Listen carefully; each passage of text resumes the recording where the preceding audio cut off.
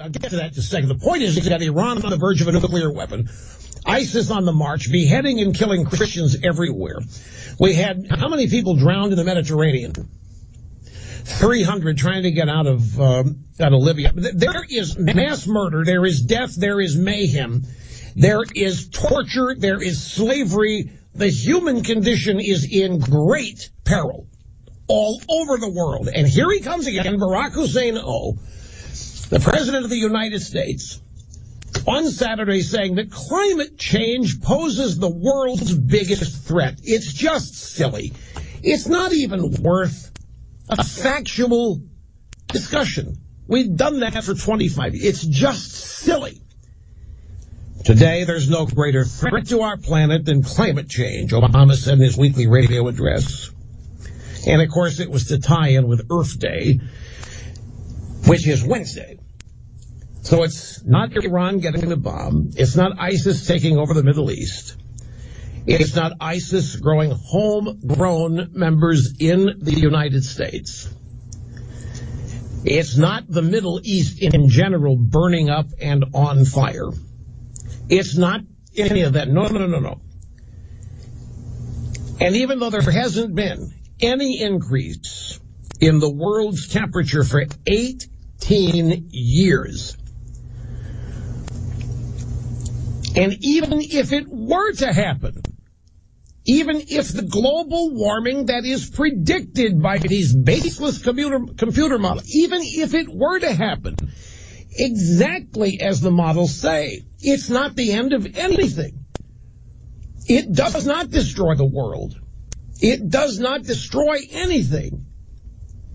It's one of the biggest scams that has ever been perpetrated on the people of the world. Even if every prediction they're making about temperature rise, now they're making specific predictions about drought and flood, all that stuff, that's a crock. If temperatures have risen and fallen throughout the history of the universe, climate temperature, global, and the Earth is still here, and the population has grown exponentially during all of these fluctuations in temperature. The idea, global warming is nothing other than computer models. There is, even today, there's no evidence of it. And this is what really, about all of this astounds me more than anything, is all these young people, supposedly educated. You can excuse the low information crowd on virtually anything. I mean, by definition, they're ignorant. You would expect it. But people who have been educated, whatever that means in America today, there is no evidence of global warming. It's nothing more than a project that is rooted in computer models. And computer models that are making projections of 50 years and 100 years out.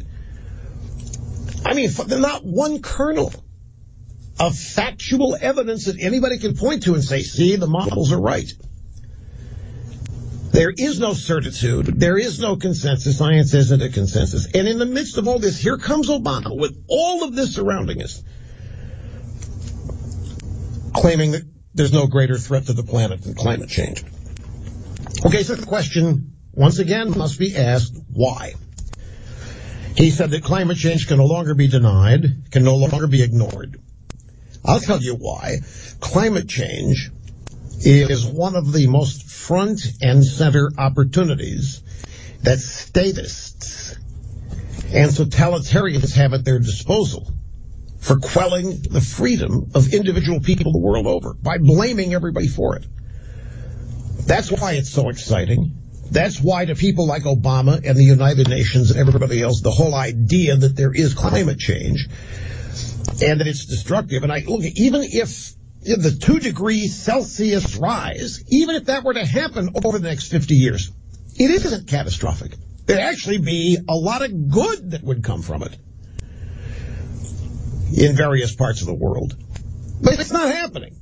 At least scientifically, it can't be proven. Yet, here it is. It's the greatest threat of all the threats out there.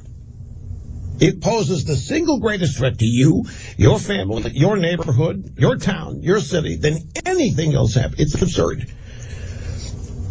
It's just the latest And actually, it's not late. It's been since the 1980s. It's just the ongoing liberal effort, like healthcare was, to attempt to wrest and exert as much control over individuals as possible. And that's why people like Obama and others of his ilk salivate.